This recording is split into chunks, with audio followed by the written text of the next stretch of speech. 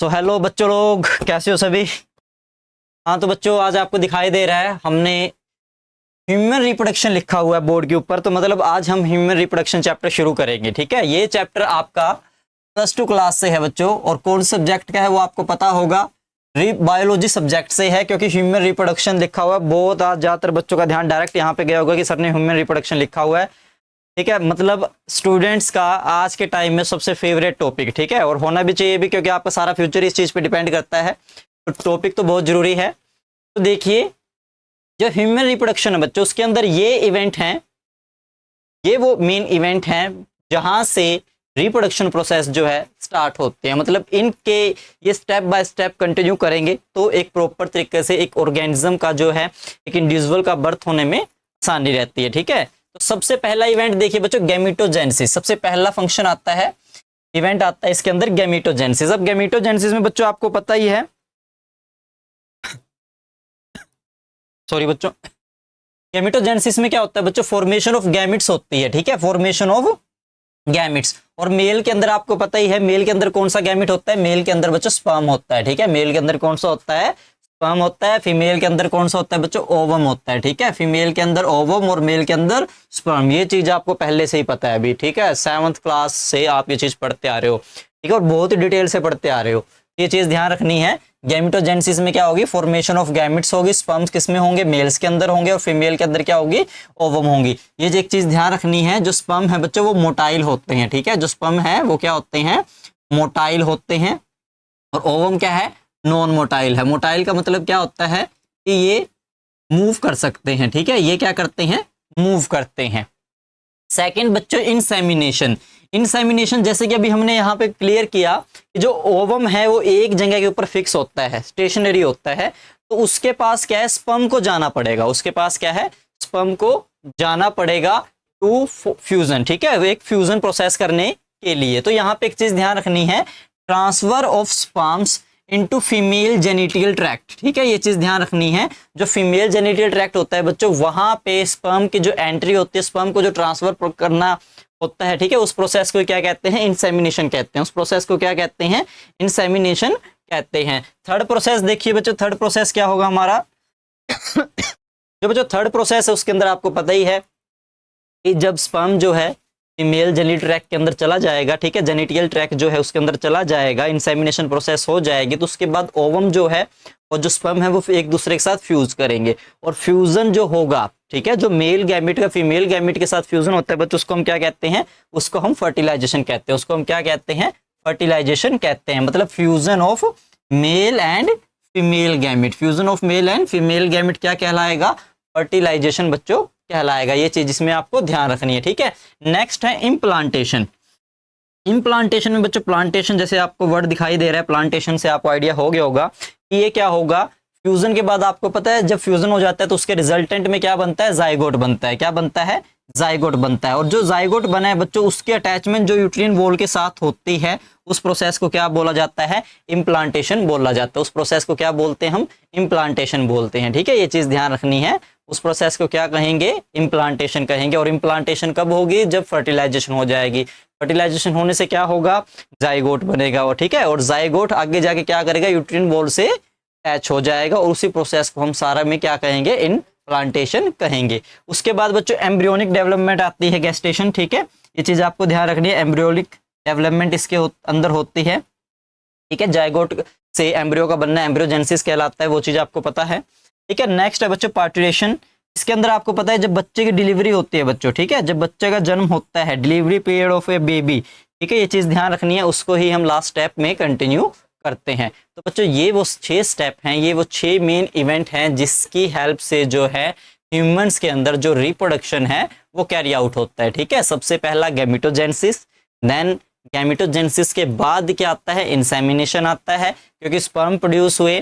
ठीक है, उसके बाद उन स्पर्म्स को क्या करेंगे, आगे फीमेल ट्रैक्ट पे ट्रांसफर किया जाएगा। देन जब वो ट्रांसफर हो जाएंगे, फिर हमारा थर्ड स्टेप आता है बच्चों फर्टिलाइजेशन। फर्टिलाइजेशन के बाद हमारा जो है, जब फ्यूजन हो जाएगा, जाइगोट बन जाएगा, तो उसकी अटैचमेंट होगी यूट्रिन वॉल से बच्चों। ठीक है, उसको हम इम्प्लांटेशन कहेंगे। और उसके बाद गेस्टेशन आता है, और लास्ट में पार्चुरेशन बच्चों लास्ट स्टेप हमारा होता है। तो ये स्टेप आपको याद रखनी है, ये इवेंट आप सभी को याद करने, ठीक है। ये एक एक नंबर में पूछे जा सकते हैं, डिफाइन वाले जो क्वेश्चन उससे होते हैं उनके अंदर भी ये चीज आ जाती है। इसके बाद बच्चों अब हम शुरू करेंगे मेल रिप्रोडक्टिव सिस्टम, ठीक है। इसके बाद का जो है हमारा मेन है मेल रिप्रोडक्टिव सिस्टम। अब मेल रिप्रोडक्टिव सिस्टम देखिए बच्चों क्या है।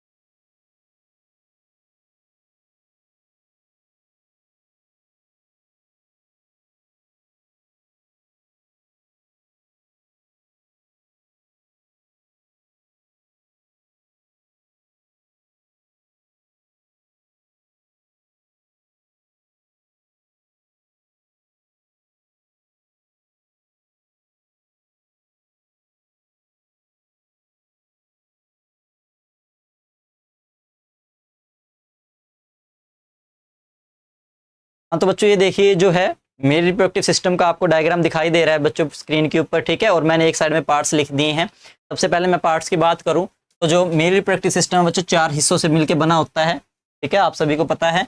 जो पहला हिस्सा है वो होता है बच्चों टेस्टिस, पेयरिंग में होता है अ पेयर ऑफ टेस्टिस, टेस्टिस का एक जोड़ा होगा, पेयर का मतलब क्या है, एक जोड़े के अंदर। सेकंड है बच्चों अ pair of accessory ducts, accessory ducts का मतलब क्या है बच्चों, ये जो है जो स्पर्म प्रोडक्शन होंगी, ठीक है, उसको आगे जाने के लिए पाथ प्रोवाइड करवाएंगे बच्चों, ठीक है। तो असेसरी डक्ट क्या है, एक तरीके का आप कह सकते हो पाथ प्रोवाइड करने का तरीका है। थर्ड जो है pair of accessory glands, accessory glands के अंदर मतलब बच्चों क्या होंगे, एंजाइम वगैरह सिक्रेशन वगैरह होंगे, जिसके अंदर से जो स्पर्म जो है उसको हेल्प मिलेगी बाद में नरिशमेंट के लिए भी, वो चीज़ ध्यान रखनी है। और लास्ट वन जो होता है बच्चों हमारा एक्सटर्नल जेनिटेलिया होता है, ठीक है, मस्कुलर ऑर्गन होता है विदाउट द बॉन्ड्स, जिसको पेनिस भी बच्चों बोला जाता है। ये चीज़ आपको ध्यान रखनी है। तो ये इन 4 चीज़ों से मिलके क्या है, मेल रिप्रोडक्टिव सिस्टम हमारा तैयार होता है। किसकी बात हो रही है, मेल रिप्रोडक्टिव सिस्टम की, चीज़ ध्यान रखनी है। तो मेल रिप्रोडक्टिव सिस्टम बच्चों किन चीज़ों से मिलकर बनता है, मेल रिप्रोडक्टिव सिस्टम 4 चीज़ों से मिलकर बनता है। सबसे पहले a pair of testis, second a pair of accessory ducts, तीसरा a pair of accessory glands, और लास्ट क्या है बच्चों, एक्सटर्नल जेनिटेलिया। दोबारा देख लीजिए, सबसे पहले टेस्टिस, फिर एसेसरी डक्ट्स, फिर accessory gland, then external genitalia, ठीक है।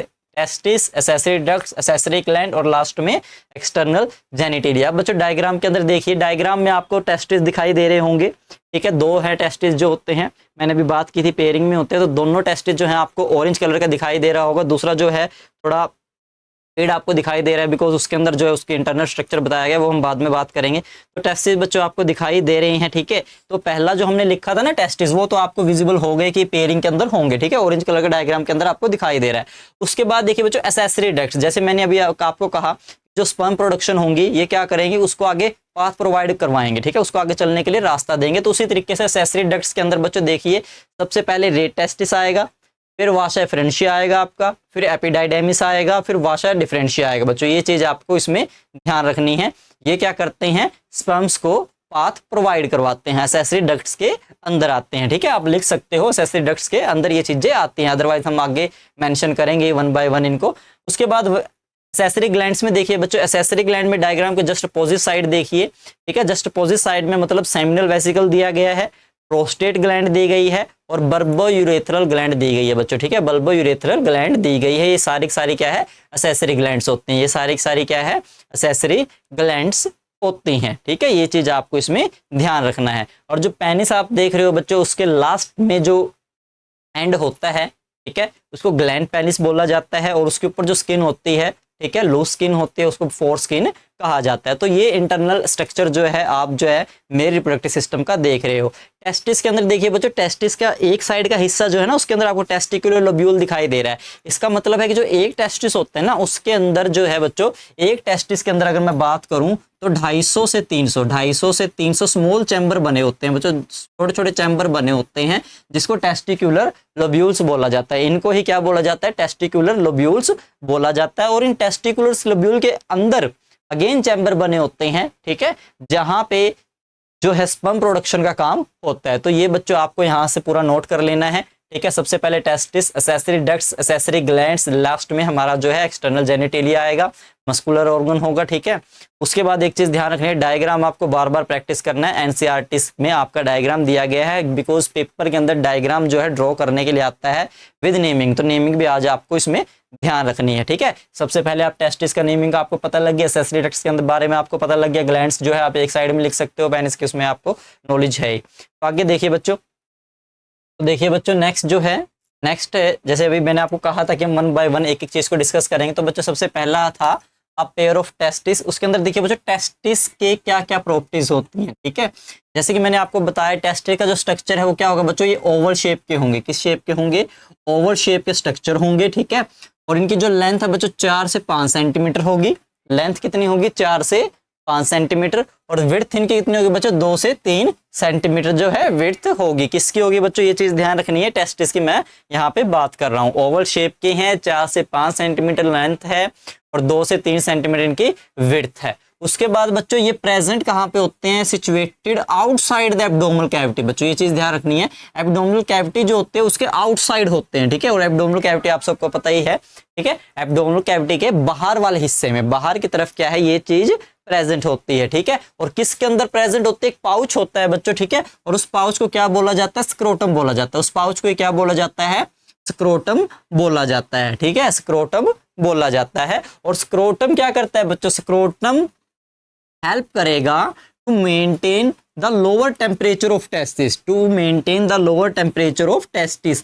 टेस्टिस का जो टेम्परेचर है उसको लो करेगा बच्चों, मतलब उसको जो है मेंटेन रखेगा then the normal body temperature, normal body temperature से कितना मेंटेन रखेगा बच्चों, 2 to 3 डिग्री सेल्सियस। ये चीज ध्यान रखनी है, 3 डिग्री सेल्सियस तक जो है टेम्परेचर क्या करता है, जो स्क्रोटम है वो कम करता है। कम करने का क्या फायदा हुआ, वहां पे स्पर्म प्रोडक्शन जो है उसको जो है टेम्परेचर जो है कम चाहिए होता है, इसलिए स्क्रोटम उस चीज को करने में हेल्प करता है। ये चीज ध्यान रखनी है।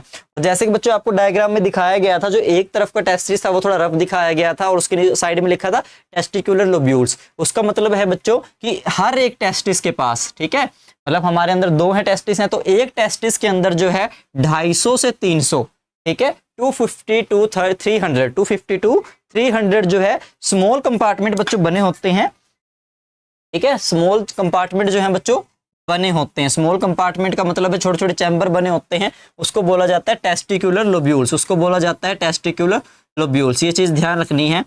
अब जो एक टेस्टिकुलर लोब्यूल है, हमने बात की कि एक टेस्टिस के अंदर जो है, एक टेस्टिस के अंदर कितने चैम्बर होंगे, 250 से 300 चैम्बर एक टेस्टिस के अंदर बने होंगे, ठीक है।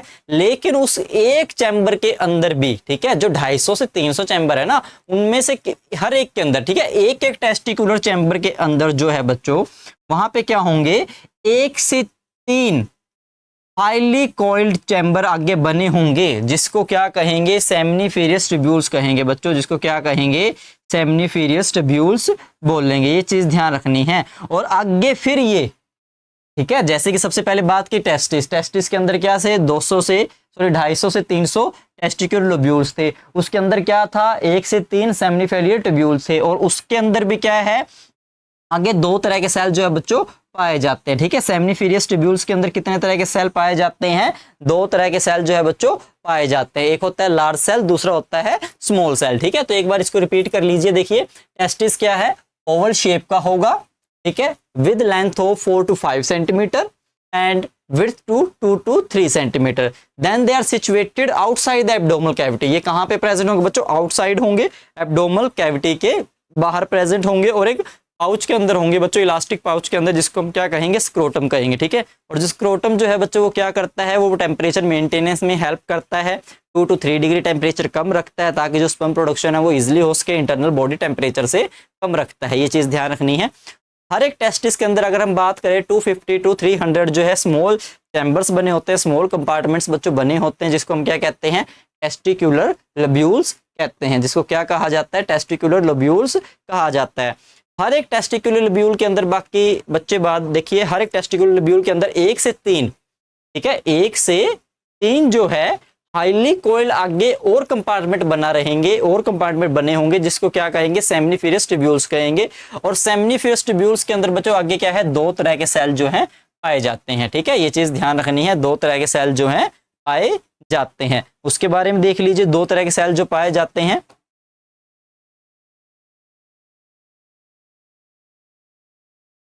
बच्चों देखिए, जो ऐसे कि हमने बात की थी कि जो सेमनीफेरियस ट्यूब्यूल्स होते हैं उसके अंदर 2 तरह के सेल होंगे बच्चों, ठीक है। तो 2 तरह के सेल देखिए, एक होता है लार्ज सेल बच्चों, ठीक है, एक होता है स्मॉल सेल। जो लार्ज सेल होता है बच्चों वो सर्टोलिस सेल प्रोडक्शन में हेल्प करता है, ठीक है। स्मॉल को क्या कहेंगे, मेल जर्म सेल करेंगे। और जो स्टोलिस सेल होते हैं बच्चों, ये आपको पता होगा, जो स्पर्म्स हमारे होते हैं, ठीक है, उनको क्या करते हैं, नरिशमेंट प्रोवाइड कराते हैं, ठीक है, मतलब उसको जो न्यूट्रिशन है उसको वो देने का काम करते हैं। कौन करते हैं, स्टोलिस सेल काम ये करते हैं। जो मेल जर्म सेल होते हैं बच्चों, वो स्पर्मेटोगोनिया फॉर्मेशन में हेल्प करते हैं, ठीक है। यहाँ पे आपको ये चीज ध्यान रखनी है, ठीक है, ये चीज आपको इस चीज में ध्यान रखनी है। उसके बाद अगर बच्चों बात करें तो जब आप प्यूबर्टी अटेन कर लेते हैं, ठीक है, 12 से 14 साल की जो एज होती है, प्यूबर्टी जब अटेन कर ली जाती है बच्चों, तब वहां पे जो हमारा हाइपोथैलेमस होता है, ठीक है। जो हमारा हाइपोथैलेमस होता है बच्चों, वो क्या करता है, ठीक है। अब आपको पता होगा हाइपोथैलेमस जो है ब्रेन के अंदर होता है, ठीक है। ब्रेन के अंदर से वो क्या करेगा, एक हार्मोन रिलीज करेगा बच्चों, ठीक है।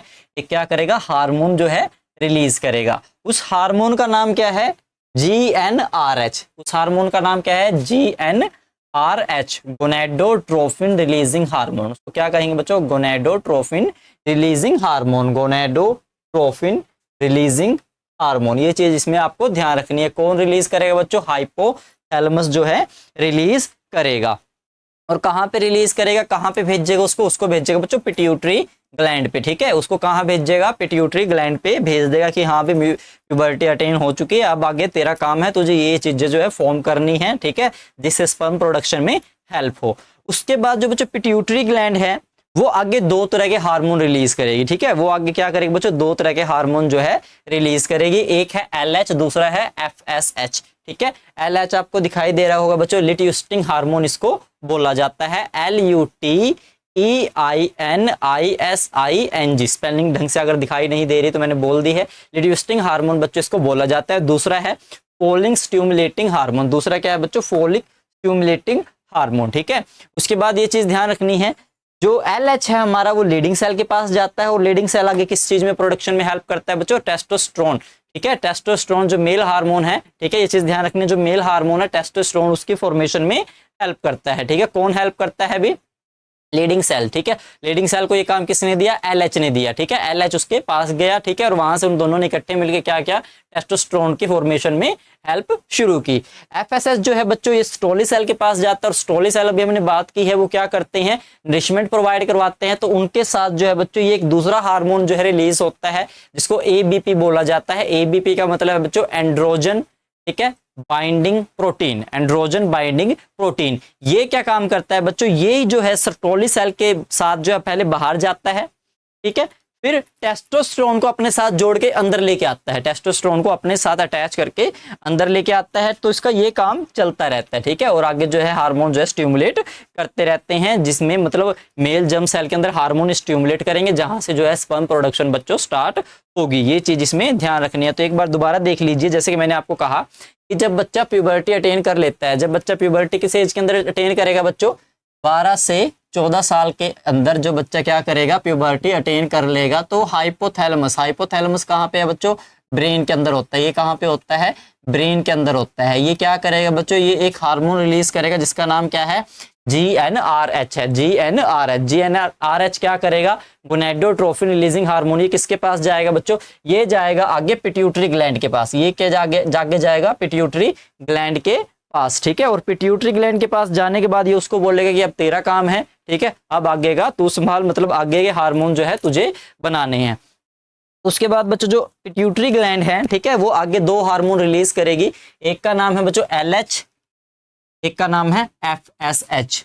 FSH का मतलब है बच्चों फुल फॉर्म है फोलिक स्टिमुलेटिंग हार्मोन। ये चीज ध्यान रखनी है, ल्यूटिस्टिंग हार्मोन इसकी फुल फॉर्म है। फुल फॉर्म आपको ध्यान रखनी है। दोनों के दो किसने रिलीज किए, दो हार्मोन किसने रिलीज किए, पिट्यूटरी ग्लैंड ने रिलीज किए। कब किए, जब इसको हाइपोथैलेमस ने क्या किया, मैसेज भेजा, ठीक है। किसकी हेल्प से मैसेज भेजा, एक हार्मोन की हेल्प से भेजा, जिसका नाम क्या था, GnRH था, ठीक है। और ये सारा काम कब हुआ, जब प्यूबर्टी की जो एज है वो अटेन हो चुकी है, जब बच्चा एक प्यूबर्टी पे पहुंच चुका है, ठीक है बच्चों। उसके बाद जो LH है बच्चों, ठीक है, जो LH है वो क्या करेगा, लीडिंग सेल के पास जाएगा, ठीक है, लीडिंग सेल के पास जाएगा, और वहां पे जो एक हार्मोन है, ठीक है, LH किसके पास गया बच्चों, लीडिंग सेल के पास गया, और वहां पे उसने क्या किया, एक दूसरा हार्मोन स्टिमुलेट किया, जिसको हमने क्या नाम दिया, टेस्टोस्टेरोन नाम दिया, जिसको हमने क्या नाम दिया बच्चों, टेस्टोस्टेरोन नाम दिया है, ठीक है। और टेस्टोस्टेरोन ही आपको पता है स्पर्म फॉर्मेशन में हेल्प करता है। टेस्टोस्टेरोन ही क्या करता है, स्पर्म फॉर्मेशन में हेल्प करता है। साथ ही साथ जो है फिजिकल जो सेकेंडरी सेक्सुअल कैरेक्टर होते हैं वो चीज क्या है, शो करता है, ठीक है। सेकेंडरी सेक्सुअल कैरेक्टर आपको पता ही होगा, ठीक है, बॉडी के अंदर जो ह्यूमन बॉडी के अंदर चेंजेस आते हैं, ठीक है, ब्रीड आ जाती है, ठीक है, बियर्ड कहते हैं उसे, ब्रीड कह रहा हूं मैं, ठीक है, बियर्ड आ जाती है, जो वॉइस है वो थोड़ी हैवी हो जाती है, चेस्ट डेवलपमेंट हो जाती है, ठीक है, जो मांसपेशियां हैं, मसल्स जो हैं आपकी थोड़ी टफ हो जाती है, स्ट्रॉन्ग हो जाती है, तो सारे किसकी वजह से होता है, टेस्टोस्टेरोन की वजह से होता है। उसके बाद बच्चों अगर FSH की बात करें तो ये किसके पास गई हैं, स्टोली सेल के पास गई हैं, और वहां पे जाके इसने क्या किया, इसने एक नया हार्मोन जो है सिंथेसाइज किया, ABP। कौन सा हार्मोन सिंथेसाइज किया? ABP हार्मोन इसने सिंथेसाइज किया, जिसका नाम क्या है? एंड्रोजन बाइंडिंग प्रोटीन है, ठीक है। और ये क्या करता है, एक तरीके से अगर मैं बात बताऊं तो जो ABP है ना, ये जो है मेल रिप्रोडक्टिव का सिस्टम का मेन जो है ग्रुप है, ठीक है। Androgen is the main group of male reproductive system, ये चीज ध्यान रखनी है, ठीक है। टेस्टोस्टेरोन एक स्मॉल हिस्सा है, टेस्टोस्टेरोन अगर मैं बात करूं स्मॉल हिस्सा, लेकिन एंड्रोजन जो है मेन है, ठीक है। ये चीज आपको ध्यान रखनी है। अगर बात करें बच्चों तो ABP जो है सटोली सेल से मूव करेंगे, ठीक है, सटोली सेल से मूव करेंगे outside from the germ cell, ये चीज ध्यान रखेंगे। जर्म सेल से क्या करेंगे? आउटसाइड जाएंगे, आउटसाइड जाने के बाद टेस्टोस्टेरोन को अपने साथ जोड़ लेंगे, टेस्टोस्टेरोन को अपने साथ जोड़ लेंगे, दोबारा से फिर अंदर आएंगे इनसाइड द जर्म सेल और स्टिमुलेट करेंगे हार्मोन, जो आगे किस चीज में हेल्प करेगा? जो आगे स्पर्म प्रोडक्शन में बच्चों हेल्प करेगा। ये चीज आपको यहाँ तक समझ में आ जानी चाहिए, ठीक है। ये चीज आपको इस चीज से क्राइटेरिया से आराम से क्लियर हो जाएगी। ये चीज आपको ये प्रैक्टिस कर लेना, यहाँ से ये चीज समझ में आ जाएगी, ठीक है। ये चीज देख लेनी है। हाँ बच्चों आगे देखिए, टेस्टिस से रिलेटेड ही दो प्रॉब्लम्स होते हैं, ठीक है। प्रॉब्लम्स के बारे में देखिए, डायग्राम से आपको दिखाएंगे, लेकिन पहले एक बार देख लीजिए। सबसे पहली प्रॉब्लम है क्रिप्टोकोडिज्म, ठीक है। ये क्या होती है? इस कंडीशन के अंदर क्या होता है बच्चों? जो टेस्टिस होते हैं ना, जो टेस्टिस होते हैं वो बॉडी के अंदर ही रह जाते हैं, मतलब बॉडी के किसी पार्ट में अंदर ही रह जाते हैं। जो उनकी मेन पार्ट होता है, मतलब स्क्रोटम के अंदर उनको आना होता है, वहां पे जो है टेस्टिस जो है नहीं पहुंच पाते। तो वो कंडीशन जिसके अंदर टेस्टिस जो है, ठीक है, विद इन बॉडी रह जाते हैं, इनसाइड द बॉडी रह जाते हैं, उसको क्या कहते हैं? क्रिप्टोकोडिज्म बच्चों कहा जाता है। सेकंड देखिए बच्चों, ऑर्चिडेक्टोमी, ठीक है, ऑर्चिडेक्टोमी भी इसको बोला जाता है। इस कंडीशन के अंदर बच्चों क्या है? जो टेस्टिस होते हैं, इसके अंदर बच्चों क्या है? टेस्टिस जो हैं, टेस्टिस के अंदर कोई ना कोई सीरियस प्रॉब्लम हो जाती है, ठीक है। टेस्टिस के अंदर क्या है बच्चों? कोई ना कोई सीरियस प्रॉब्लम हो जाती है। A condition in which some serious problem are present inside the testis, तो टेस्टिस के बीच बच्चों कोई ना कोई कंडीशन जो है प्रॉब्लम आ जाती है, ठीक है। और ये आज के टाइम में बच्चों दोनों ही तरीके जो हैं, दोनों ही तरीकों को किससे ठीक किया जा सकता है बच्चों? ऑपरेशनल मेथड से ठीक किया जाता है। ये तो आपको पता ही है, बायो इसमें मतलब मेडिकल साइंस के अंदर आज के टाइम में ऑपरेशन की हेल्प से दोनों कंडीशन जो है ठीक कर दी जाती हैं। अगर बच्चों बात करें तो पहला फिगर जो आपको सबसे ऊपर वाला जो फिगर बच्चों ये दिखाई दे रहा है, ठीक है, इस साइड में मतलब आपको जो ये फिगर दिखाई दे रहा होगा, सबसे ऊपर वाला जो ये फिगर दिखाई दे रहा है बच्चों, ठीक है, ये आपका ये जो है क्रिप्टोकोडिज्म से है, ठीक है, कोडिज्म से है। इस चीज में क्या है? इस चीज में देखिए, जो एक टेस्टिस है आपका, वो एक जो है स्क्रोटम के अंदर है, लेकिन दूसरा टेस्टिस जो स्क्रोटम के पास में नहीं है, मतलब उसके एडजेसेंट पोजीशन उसकी प्रॉपर तरीके से ठीक नहीं है, ठीक है। तो ये चीज इसमें आपको ध्यान से देख ली है। दूसरी देखिए बच्चों, ठीक है, जो आर्चिडोक्टोमी है, इसके अंदर देखिए, इसके अंदर जो है कुछ रीजन दिए गए हैं बच्चों। कुछ रीजन क्या दिए गए हैं? सबसे पहले कैंसर हो जाता है बच्चों टेस्टिस के अंदर, ठीक है। दूसरा जो है बच्चों टोरिजन, मतलब बात करें मुरोड़ आ जाता है टेस्टिस के अंदर जो है ना, किसी तरीके का मुरोड़ आ जाना, या फिर एक हिस्सा जो है दूसरे हिस्से की तरह फिक्स नहीं रह पाता, एक दूसरे से लिपट जाते हैं, ठीक है। या फिर कुछ में क्या होता है बच्चों, क्रॉस जो है प्रोस्टेट जो ग्लैंड होती है हमारी, जो प्रोस्टेट ग्लैंड्स होती हैं, उनकी वजह से कोई ना कोई कमी वहां पे बैठ जाती है, ठीक है। तो या फिर आज के टाइम में बच्चों क्या है, मतलब बायोलॉजिकल मेथड से या ऑपरेशनल मेथड से जो है मेल जो है फीमेल में चेंज हो जाता है, फीमेल जो है मेल में चेंज हो आती है, उसके लिए भी ये जो है तरीका होता है, ठीक है। मतलब बाय ऑपरेशन इस तरीके से भी वो अपना जो जेंडर जो है वो चेंज कर लेते हैं, ठीक है। फीमेल टू फीमेल सर्जरी जो है इस तरीके से ही की जाती है। तो ये बच्चों दो रेयर केस थे, ठीक है, ये मैंने आपको बता दिए हैं, इनको नोट डाउन कर लीजिएगा। हाँ तो बच्चों आगे देखिए, आगे जो है टेस्टिस हमारा वहाँ पे कंप्लीट हो गया है। नेक्स्ट पार्ट जो है बच्चों, अ पेयर ऑफ डक्ट्स जो है, एसेसरी डक्ट्स जो है वो हम शुरू करते हैं। तो एसेसरी डक्ट्स के अंदर देखिए बच्चों, ठीक है, एसेसरी डक्ट्स में देखिए सबसे पहले हमने बात की थी टेस्टिस की। सबसे पहले बच्चों हमने बात की है टेस्टिस की। टेस्टिस के बारे में हमने कंप्लीट पढ़ लिया बच्चों, ठीक है। ओवल शेप के स्क्रोटम के अंदर होते हैं, ठीक है। उसके बाद हमने बात की थी बच्चों, टेस्टिस के अंदर जो है टेस्टिकुलर लोब्यूल्स पाए जाते हैं। क्या पाई जाती है? टेस्टिकुलर लोब्यूल्स पाई जाते हैं। ये कितनी होती हैं? एक टेस्टिस में 250 से 300 बच्चों पाई जाती हैं। ये चीज़ भी आपको ध्यान रखनी है।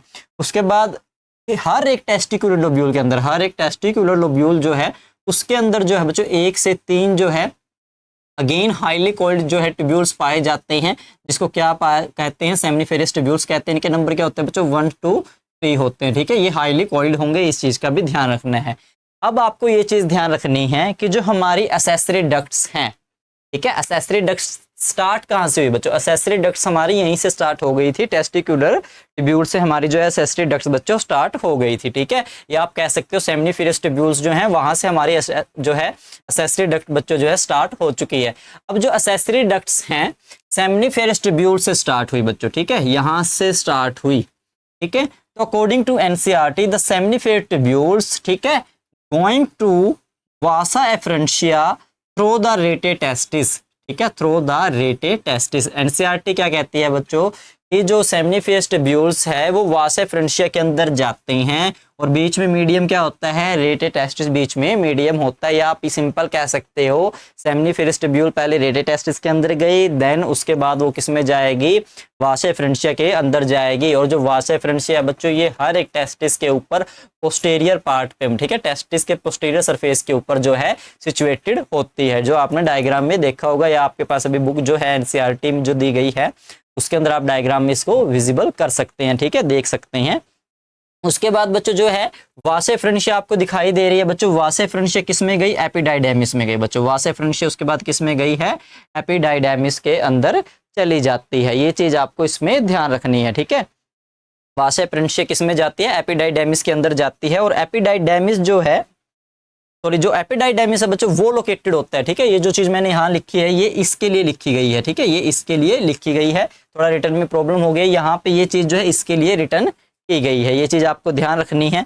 ठीक है, उसके बाद जो है बच्चों नेक्स्ट देखिए, जो वासा डिफरेंशिया आ जाता है एफरेंशिया के बाद जो नेक्स्ट आता है हमारा, ठीक है, एपिडाइडेमिस के बाद, ये मैंने आपको कहा था यूरिनरी ब्लैडर के ऊपर से एक ट्यूब, ठीक है, एक जो है लेयर जो है ऐसे टंगी मिलेगी, वो यही होती है बच्चों। ठीक है, ये क्या करते हैं? यूरिनरी ब्लैडर के ऊपर से आई हुई होती है। ठीक है, और यहाँ पे एक चीज ध्यान रखनी है, जो यूरेथ्रा है बच्चों, यूरेथ्रा को सेमिनल वेसिकल से, ठीक है, सेमिनल वेसिकल से क्या है, एक जो है मतलब आप कह सकते हो एक डक्ट रिसीव होती है सेमिनल वेसिकल से, किसको? यूरेथ्रा को। ठीक है, वो चीज आपको इसमें ध्यान रखनी है। और जो यूरेथ्रा होता है बच्चों ये हमारा जो है एक तरीके से आप कह सकते हो एजुकुलेटरी डक्ट कहलाती है। ठीक है, एजुकुलेटरी डक्ट का मतलब क्या है? थ्रो आउट वाले। ठीक है, एजुकेटरी डक्ट का मतलब क्या है बच्चों? Throw out. ठीक है, इसकी हेल्प से ही आपको पता है यूरेथ्रा की हेल्प से ही आप क्या करते हैं? यूरिन रिमूवल में काम करते हैं। और यहाँ पे ही जो स्पर्म वगैरह है बच्चों वो इंजेक्ट मतलब आगे ट्रांसफर किए जाते हैं। ये चीज ध्यान रखनी है। ठीक है, ये चीज आपको ध्यान रखनी है कि यूरेथ्रा जो है हेल्प करता है एसेसरी डक्ट के स्पर्म स्टोरिंग में बच्चों। ठीक है, और साथ में फॉर्मेशन में भी चीज ध्यान रखनी है। स्टोर करने में, ट्रांसपोर्ट करने में जो है हमारा जो यूरेथ्रा होता है वो हेल्प करता है। तो एसेसरी डक्ट्स के अंदर सबसे पहले देखिए, सबसे पहले स्टार्टिंग कहाँ से की है हमने? टेस्टिस हमने लिखा है। टेस्टिस के बाद हमने लिखा टेस्टिकुलर लोब्यूल्स होते हैं। टेस्टिकुलर लोब्यूल के बाद बच्चों सेकंड पॉइंट हमारा क्या आएगा?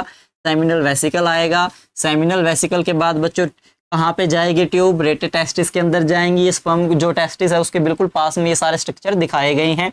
उसके बाद फोर्थ पोजीशन पे क्या आएगा? वासा एफरेंशिया आएगा बच्चों। वासा एफरेंशिया फिर अगेन किस में जाएगा? एपिडाइडेमिस में जाएगा। पांचवें नंबर पे क्या है? एपिडाइडेमिस है।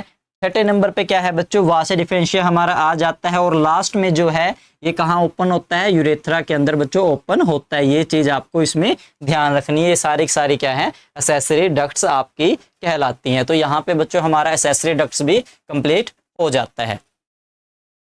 हाँ बच्चों, अब देखिए लास्ट जो है आपका थर्ड पार्ट पे हम आ चुके हैं मेल रिप्रोडक्टिव सिस्टम में। इससे पहले हमने टेस्टिस कवर कर लिया, एसेसरी डक्ट्स कवर कर ली। अब थर्ड पार्ट है बच्चों एसेसरी ग्लैंड्स का। ठीक है, थर्ड पार्ट क्या है? एसेसरी ग्लैंड्स का। एसेसरी ग्लैंड्स में बच्चों हमें 3 ग्लैंड्स के बारे में पढ़ना है, ये चीज ध्यान रखनी है। सबसे पहले हमारा सेमिनल वेसिकल, ठीक है, सेकंड हमारा प्रोस्टेट ग्लैंड, और थर्ड है हमारा बल्बो यूरेथ्रल या काउपर ग्लैंड इसको बच्चों बोला जाता है। ठीक है, काउपर ग्लैंड भी इसको बोला जाता है। तो सबसे पहले ध्यान रखिए बच्चों, या पेयर ऑफ सेमिनल वेसिकल, जैसे कि वर्ड से आपको पता लग गया, इसमें होगा पेयर के अंदर होगा, जोड़ों के अंदर होगा, मतलब किसके अंदर है? पेयर्स के अंदर है। ठीक है, अब एक चीज ध्यान रखनी है बच्चों, ये क्या करता है? एक एल्कलाइन येलोविश लिक्विड क्रिएट करेगा बच्चों। येलोविश कलर का क्या करेगा? लिक्विड जो है वो क्रिएट करेगा। और उस 60% पार्ट जो है स्पर्म का जो है ये होता है बच्चों। ये चीज इसमें आपको ध्यान रखनी है। ठीक है, and create consist 60% part of sperm. ये चीज ध्यान रखनी है, it consist 60% part of sperm. ठीक है, या फिर वो लिक्विड जो हम लिख रहे हैं येलोविश कलर का होगा। ये चीज आपको इसमें ध्यान रखनी है। अगर मैं बात करूं बच्चों उसके बाद देखिए जो फ्रक्टोज है, ठीक है, सेमिनल वेसिकल के अंदर से जो लिक्विड रिलीज हुआ है उसके अंदर पाया जाता है फ्रक्टोज। और फ्रक्टोज क्या करता है? फ्रक्टोज बच्चों हेल्प करेगा स्पर्म को मोशन देने में, स्पर्म को मोशन प्रोवाइड करने में। अब यहाँ पे एक चीज नोट कर लेना कि जो फ्रक्टोज है वो सिर्फ मेल के अंदर पाया जाता है। जो फ्रक्टोज है किसके अंदर पाया जाता है? ओनली इन मेल्स के अंदर पाया जाता है। ये चीज आपको ध्यान रखनी है। अगर हम बात करें बच्चों रेप विक्टिम की, तो कई बार आप देखते हो, कई बार क्या आप रेगुलर न्यूज़पेपर में सुनते रहते हो रेप विक्टिम के बारे में। तो रेप विक्टिम के बारे में बच्चों जो जांच होती है, ठीक है, तो जांच के दौरान यही चीज देखा जाता है, अगर फीमेल जेनिटल ट्रैक के अंदर, ठीक है, फीमेल जेनिटल ट्रैक के अंदर फ्रक्टोज मिलता है, ठीक है। अब फ्रक्टोज मैंने किसको में कहा है कि फ्रक्टोज सिर्फ किस में मिलेगा? आदमियों के अंदर मिलेगा। अगर वहां पे, ठीक है, फीमेल के अंदर फ्रक्टोज की प्रेजेंस होती है तो वो इंडिकेट करता है कि हाँ विक्टिम के साथ जो है रेप इंसिडेंट, ठीक है, हुआ है, तो वहां से वो चीज शो हो जाती है। तो ये चीज ध्यान रखनी है कि फ्रक्टोज क्या करता है? By checking of fructose in female, ठीक है, ये चीज ध्यान रखनी है, by checking the fructose on female, ठीक है, रिप्रोडक्टिव सिस्टम या part we conclude that rape is occurred or not, ठीक है, कि रेप हुआ है या नहीं हुआ। उसके बाद देखिए बच्चों, जो 60% जो पार्ट लिक्विड का मतलब जो है बच्चों, स्पर्म का जो मतलब पार्ट हम बात कर रहे हैं, ठीक है, इसके अंदर मायोमेट्रियम जो है बच्चों यूरेटस के अंदर, ठीक है, यूरेटस के अंदर जो कंट्रैक्शन होती है, रिलैक्शन होती है, वो चीज भी आपको ध्यान रखनी है, ठीक है। जो अपर पार्ट ऑफ स्पर्म का होता है बच्चों, ठीक है, from vagina to fallopian tube, from vagina to fallopian tube तक जो मायोमेट्रियम लेयर होती है, उसमें जो कंट्रैक्शन आपको पता ही है, कंट्रैक्शन रिलैक्सेशन बार बार होती है, ठीक है, तो उस चीज में ये क्या करता है, जो है सेमिनल वेसिकल जो है हेल्प करती है। ये चीज आपको ध्यान रखनी है, मतलब एक तरीके से इंजरी से बचाने का काम आप कह सकते हो। नेक्स्ट है बच्चों प्रोस्टेट ग्लैंड। प्रोस्टेट ग्लैंड क्या है? 25% जो है, ठीक है, कवर करती है, 25% प्रेजेंट होती है उस हिस्से के अंदर, उस लिक्विड के अंदर। थोड़ी मिल्की होगी और ऑर्डर्स होता है, जो इसका मतलब जो शेप मतलब गंध होती है बच्चों, मतलब वो स्मेल थोड़ी उसमें अजीब तरह की होती है। ये चीज आपको इसमें ध्यान रखनी है। लास्ट हमारा बच्चों बल्बो यूरेथ्रल ग्लैंड या काउपर ग्लैंड इसको बोला जाता है। अब एक चीज ध्यान रखनी है, सेमिनल वेसिकल हमारी पेयर में थी, प्रोस्टेट ग्लैंड हमारी सिंगल थी, लेकिन लास्ट जो बल्बो यूरेथ्रल ग्लैंड है बच्चों, ये भी हमारी किस में होगी? पेयर के अंदर होगी। ये भी हमारी किस में अंदर होगी? पेयर के अंदर होगी। और इसके अंदर जो है बाकी जो 100% का हिस्सा देखो, 60% तो सेमिनल वेसिकल ने कवर कर लिया, 25% प्रोस्टेट ग्लैंड ने कवर कर लिया, रह गया 15%। तो 15% जो हिस्सा है बच्चों वो क्या है? काउपलर ग्लैंड जो है कवर करती है। और इसका काम क्या होता है बच्चों? इसका काम होता है एसिडिक मीडियम से अल्कलाइन मीडियम बदलना, ठीक है, इसके लिए बदलना, यूरेथ्रा के लिए बच्चों चेंज करना। ये चीज आपको इसमें ध्यान रखनी है, ठीक है। तो यहाँ पे आपको ये मेन चीजें मैंने आपको बता दी हैं, ये चीजें आपको इसमें एसेसरी ग्लैंड्स के अंदर ध्यान रखनी है। सेम जो ग्लैंड्स हैं फीमेल के अंदर ही पाई जाती हैं, सेम जो डक्ट्स हैं फीमेल के अंदर ही पाई जाती है। अगर मैं सिंपली बात आपको बताऊं तो जो रिप्रोडक्टिव सिस्टम है, ठीक है, मेल के कंपैरिजन में अगर हम बात करें फीमेल रिप्रोडक्टिव सिस्टम की, तो वो थोड़ा कॉम्प्लिकेटेड होता है, ठीक है। वैसे पता नहीं किस वे में ये बात जाएगी, बट जो है अगर मैं सिंपल बात करूं तो लेडीज को समझना ही थोड़ा कॉम्प्लिकेटेड है, तो उसी तरीके से जो फीमेल रिप्रोडक्टिव सिस्टम है वो भी थोड़ा कॉम्प्लिकेटेड होता है, ठीक है। मेल का जो रिप्रोडक्टिव सिस्टम बिल्कुल इजी है, आपको स्टेप बाय स्टेप सारे प्रोसेस जो है, सारे इवेंट जो है याद हो जाएंगे, ठीक है। दोबारा देख लीजिए, एसेसरी ग्लैंड्स के अंदर सबसे पहले सेमिनल वेसिकल है बच्चों, ठीक है, कितने % हिस्सा कवर करता है? 60% हिस्सा कवर करता है। उस लिक्विड के अंदर क्या पाया जाता है? फ्रक्टोज पाया जाता है। और फ्रक्टोज ओनली किस में पाया जाता है? मेल्स के अंदर पाया जाता है। ये चीज ध्यान रखनी है। फ्रक्टोज क्या करता है? ये एनर्जी देता है। किसको एनर्जी देता है भाई? स्पर्म को एनर्जी देता है। क्यों देता है? ताकि वो मोशन कर सके, ताकि वो मोशन कर सके। ये चीज इसमें ध्यान रखनी है, ठीक है। प्रोस्टेट ग्लैंड क्या है भाई? ये 25% हिस्सा है लिक्विड का, ठीक है, मिल्की होता है और इसके अंदर जो है गंध पाई जाती है, मतलब इसमें स्मेल होती है। ये चीज भी आपको ध्यान रखनी है। लास्ट जो है हमारा बल्बो यूरेथ्रल या काउपलर ग्लैंड जो होता है बच्चों, ये पेयर के अंदर प्रेजेंट होता है। पहले वाला भी किस में प्रेजेंट था? पहले वाला भी जो है पेयर में ही प्रेजेंट था। ये चीज ध्यान रखनी है, ये भी पेयर में प्रेजेंट है, ठीक है। बाकी रह गया कितने %? 15%। ये हिस्सा कितना कवर करता है? 15% हिस्सा कवर करता है, ठीक है। ये काम क्या करता है? ये एसिडिक मीडियम को किस में चेंज कर देता है? किस में चेंज कर देता है? अल्कलाइन मीडियम में चेंज कर देता है, ठीक है, ताकि यूरेथ्रा के अंदर आगे जाके जो है जलन वगैरह ना हो। ये चीज ध्यान रखनी है। अब बच्चों लास्ट टॉपिक हमारा रह गया इस चैप्टर का, लास्ट टॉपिक वो देखते हैं। हाँ तो बच्चों अब देखिए, लास्ट जो हमारा टॉपिक रह गया है मेल रिप्रोडक्टिव सिस्टम का, वो देखिए वो है एक्सटर्नल जेनिटेलिया। तो एक्सटर्नल जेनिटेलिया के अंदर बच्चों आपको पता ही है क्या चीज आती है? मेल पेनिस जो है एक्सटर्नल जेनिटेलिया के अंदर होता है। और ये किस चीज का बना होता है? मस्कुलर ऑर्गन होता है बच्चों, ठीक है। ये सिर्फ मसल्स का बना होता है, ना कि इसके अंदर कोई बोन्स होती है। उसके बाद अगर हम बात करें बच्चों, जो एनलार्ज हिस्सा होता है, ठीक है, पेनिस का जो फ्रंट आगे का जो मेन हिस्सा होता है, जो लार्ज साइज का होता है, उसको ग्लैंड पेनिस बोला जाता है।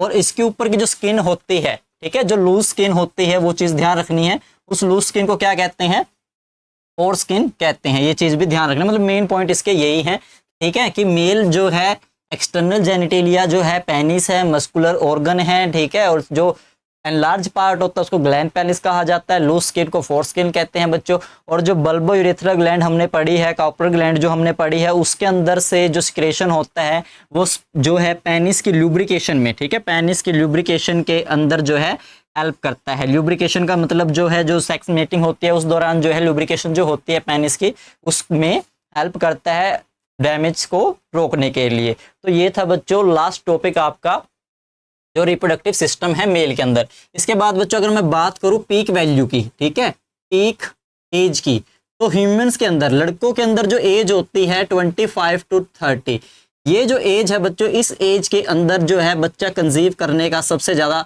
चांस होता है। मतलब इस एज का जो आदमी होता है, ठीक है, उसके अंदर जो है स्पर्म के जो मतलब क्वालिटी हम कहें वो सबसे ज्यादा होती है। मतलब ये वो एज है जिसके अंदर जो है एक आदमी जो है बच्चे को ईजिली जो है, ये कपल जो है इजीली बच्चे को ले सकते हैं, मतलब बच्चे की जो है फॉर्मेशन सोच सकते हैं कि हाँ उनको बच्चा चाहिए नहीं चाहिए, कंसीव करना है या नहीं कंसीव करना। लेकिन वहीं अगर आपको बच्चों पता हो कि फीमेल्स के अंदर, ये तो थी बात मेल्स के अंदर की, ठीक है, अगर बात करें फीमेल्स के अंदर की, तो आपको पता ही है फीमेल्स के अंदर जो मेंस्ट्रुअल साइकिल है 45 ईयर्स के बाद तो वही रुक जाती है। तो 35 जो एज होती है बच्चों फीमेल्स के अंदर, इस एज के पास बाद जो है बेबी को कंसीव करना, ठीक है, ये चीज ध्यान रखनी है, बेबी को कंसीव करने का जो चांस है वो कम हो जाता है। मतलब बच्चा होने का चांस जो है फीमेल्स के अंदर जो है कब कम हो जाता है, जब वो 35 साल की हो जाती हैं। ये चीज आपको ध्यान रखनी है। उनके बाद 35 ईयर्स के होने के बाद आप ये कह लो कि जो फर्टिलिटी पावर है वो डिक्रीज हो जाती है, ठीक है, उस दौरान जो है काफी प्रॉब्लम्स आती हैं, क्योंकि जो साइकिल जो चल रही है उसकी जो पीक वैल्यू है वो वहां तक खत्म हो जाती है। जो पीक वैल्यू के बाद बच्चों टाइम पीरियड आता है तो उस दौरान आपको काफी ज्यादा प्रॉब्लम फेस करनी पड़ती है। अब इसके अंदर बच्चों एक टॉपिक की ओर मैं बात करूं, एक टॉपिक होता है नाइटफॉल का, ठीक है, नाइटफॉल का जो टॉपिक है बच्चों, जिसको अगर दूसरा नाम अगर हम बात करें, ठीक है, दूसरा नाम जिसको बोला जाता है सेक्स ड्रीम का बोला जाता है, सेक्स ड्रीम का इसको दूसरा नाम दिया गया है बच्चों, ठीक है। तो जैसे कि नाम से ही पता लग रहा है, नाइट का मतलब क्या होगा, नाइट का मतलब होगा बच्चों रात, ठीक है, फॉल का मतलब किस चीज का गिरना। तो इस चीज के अंदर अगर मैं सिंपल से बात करूं तो नाइट फॉल जो है बेसिकली जो है बॉयज के अंदर पाया जाता है। और किस एज के अंदर पाया जाता है बच्चों, टीनेजर एज के अंदर जो है पाया जाता है। टीनेजर्स की जो एज होती है वो आपको ध्यान रखनी है, 13 से जो 20 साल तक की जो एज होती है बॉयज की, उस एज में क्या पाया जाता है, नाइट फॉल जो प्रॉब्लम है बॉयज के अंदर जो है बच्चों वो पाई जाती है। ये चीज आपको ध्यान रखनी है, ठीक है।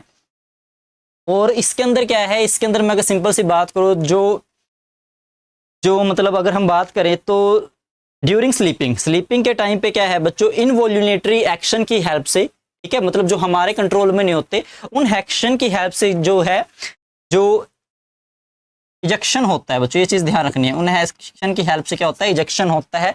मतलब क्या है, चीजें जो है बाहर रिमूव होती है, ठीक है, ये चीज आपको ध्यान रखनी है। इसीलिए इसको क्या कहा गया है, इसको सेक्स ड्रीम भी कहा जाता है या वेट फॉल भी इसको कहा जाता है। ये आप इसमें नाम ध्यान रखना है। अब ये होता है क्यों है बच्चों, जो टीनेजर एज होती है, ठीक है, आपको पता है काफी एनर्जेटिक एज होती है, लेकिन अगर उस एज के अंदर जो बच्चा है उसके पास किसी तरीके का स्ट्रेस है, मतलब वो किसी स्ट्रेस में है, ठीक है, ये चीज ध्यान रखनी है। फिजिकल कंडीशन जो है बच्चों उसकी मतलब वीक है फिजिकल तौर से, अगर उसका शरीर कमजोर है, ठीक है, अगर एक्सेसिव इनटेक कर रहा है, अल्कोहल होता है बच्चों, अल्कोहल सिगरेट वगैरह हम पीते हैं या ड्रिंक वगैरह हम करते हैं, उनके ज़्यादा एक्सेसिव यूज से भी जो है नाइटफॉल जो है वो होता है। ये चीज़ आपको ध्यान रखना है, उसके एक्सेसिव वे से भी जो है। तो बच्चों जो मैं बात कर रहा था कि नाइटफॉल क्या है, ठीक है, जिसको सेक्स ड्रीम कहा जाता है, वेट ड्रीम भी आप इसको बोल सकते हैं, बॉयज़ के अंदर होता है, 13 से 20 साल की एज के अंदर होता है, बेसिकली टीनेजर एज के अंदर होता है। इनवॉल्यूनेटरी एक्शन की वजह से होता है बच्चों। इनवॉल्यूनेटरी एक्शन के मतलब है वो मोशंस, वो एक्शन जिन पे हमारा कोई कंट्रोल नहीं होता, बिकॉज स्लीपिंग के दौरान आपका उन चीज़ों पे कंट्रोल होता ही नहीं है, तो एक इंजेक्शन होती है, ठीक है, उसको ही नाइटफॉल कहा जाता है। ये चीज़ ध्यान रखनी है। होती क्यों है बच्चों? नाइटफॉल होने का रीज़न क्या है? नाइटफॉल होने का रीज़न अगर मैं बात करूँ, या तो बच्चे के पास स्ट्रेस है, तनाव में है बच्चा, ठीक है, उसकी फिजिकल जो कंडीशन है, फिजिकल हेल्थ जो है वो वीक है, या वो अल्कोहल ज़्यादा कर लेता है बच्चों, ठीक है, ये चीज़ ध्यान रखनी है, या वो अल्कोहल वगैरह ज़्यादा कंज्यूम करता हो, तो इनकी वजह से क्या है, नाइटफॉल होने के चांस जो हैं बहुत ज़्यादा बच्चों बढ़ जाते हैं। अगर मैं बात करूँ नाइटफॉल के अंदर, अगर हम बात करें ना कि जो स्पर्म होते हैं क्या उनके नंबर डिग्रीज होते हैं या नहीं, तो सिंपल सी बात है, नाइटफॉल के अंदर जो है स्पर्म काउंट नहीं होते, ठीक है, मतलब उनके जो नंबर्स है वो काउंट नहीं होते, उसमें ऐसी कोई प्रॉब्लम नहीं होती, ठीक है। आप इसको अवॉइड कैसे कर सकते हो? सिंपल सी बात है, जब भी आपको लग रहा है कि आप स्ट्रेस में हो या आपको किसी तरीके की कोई टेंशन है, तो आप किसी ओपन प्लेस के ऊपर विजिट करो, ठीक है, यार दोस्तों के साथ अपना टाइम स्पेंड करो, अपने फ्रेंड्स के साथ अपना टाइम स्पेंड करो, फैमिली के साथ अपना टाइम स्पेंड करो, मतलब अकेले नहीं रहना, ठीक है। दूसरी अगर मैं बात करूं तो सेक्स रिलेटेड जितनी भी एक्टिविटी होती हैं उन सब पे कंट्रोल करना है, मतलब उन सबको अवॉइड करना है, ठीक है। आपको डेली एक्सरसाइज करनी है, डेली योगा करनी है, ठीक है, और अपने माइंड को जितना उसके बच्चों उतना जो है आपको रिलैक्स देना है, ठीक है, ये चीज़ आपको इसमें ध्यान रखनी है। हाँ, फिजिकल हेल्थ जो है बच्चों, इसमें अगर कंटिन्यू जो ये जो है नाइटफॉल जो है बच्चों कंटिन्यू चलता रहता है, तो इसमें जो है बच्चे की जो फिजिकल हेल्थ है वो डाउन हो जाती है, ये चीज़ भी ध्यान रखना है। एक होता है वर्ड ब्रह्मचार्य वर्ड होता है बच्चों एक, ठीक है, कि अगर किसी को नाइटफॉल होता है तो क्या वो ब्रह्मचार्य जो है उसका वो टूट जाता है, तो इसका सिंपल सा मतलब मैं अगर आंसर दूं बच्चों, तो नहीं, ऐसा नहीं होता, ठीक है, ऐसा नहीं होता, ये चीज़ ध्यान रखनी है, ठीक है, क्योंकि वो है एक इनवॉल्यूटरी एक्शन, और उसके अंदर जो है स्पर्म वगैरह नहीं होते, उसके अंदर क्या है, स्पर्म्स नहीं होते, ये चीज़ भी आपको ध्यान रखनी है, ठीक है। तो ये थोड़ा एडिशनल था, ठीक है, क्योंकि जो एज है टीनेजर, जिस क्लास के अंदर आप हो, आपकी वो एज है, और किसी ना किसी को अगर ये प्रॉब्लम है तो वो इतनी घबराने की बात नहीं है। जो मैंने अभी आपको बताया है, आपको डेली एक्सरसाइज करनी है, डेली योगा करनी है, ठीक है, फ्रेंड्स के साथ, फैमिली के साथ टाइम स्पेंड करना है, सेक्सुअल एक्टिविटी को अवॉइड करना है, अल्कोहल वगैरह नहीं लेना बच्चों, स्ट्रेस नहीं लेनी किसी चीज़ की, खासकर आज के टाइम में बच्चों को एजुकेशन की, ठीक है, टॉप करने के कंपटीशन में, इतने हाई कंपटीशन, पीक वैल्यू पे कंपटीशन चला हुआ है, उसकी वजह से ज़्यादा स्ट्रेस है, तो वो सारे स्ट्रेस नहीं लेनी, स्ट्रेस को अवॉइड करना है, तब जाके ये आप आगे कुछ कर पाओगे, आपकी फिजिकल हेल्थ ठीक रहेगी। तो ये बच्चों आज हमारा जो है मेल रिप्रोडक्टिव सिस्टम कंप्लीट होता है। यहाँ पे हमारा जो है male reproductive system proper way में, ठीक है, स्टेप बाय स्टेप, एक एक इवेंट, एक एक पार्ट हमने कवर किया है। नेक्स्ट जो होगा हमारा फीमेल रिप्रोडक्टिव सिस्टम होगा, ठीक है, वो अगर आप चैनल पे बने रहते हैं तो आपको जल्दी से वो चीज़ हम प्रोवाइड करवाएंगे। अब अगर आपको वीडियो में कोई प्रॉब्लम आई है, कोई टॉपिक समझ में नहीं आया, ठीक है, वो आप हमसे पूछ सकते हैं, कमेंट सेक्शन में पूछ सकते हैं। चीज़ समझ में आ रही है तो आपको पता ही है, जब कोई चीज़ समझ में आती है तो हमें अच्छी लगती है तो हम उसको लाइक करते हैं, then you will subscribe and आगे अपने फ्रेंड्स को वो चीज़ आप शेयर कर सकते हो। थैंक यू फ्रेंड्स, आज के लिए इतना काफ़ी है।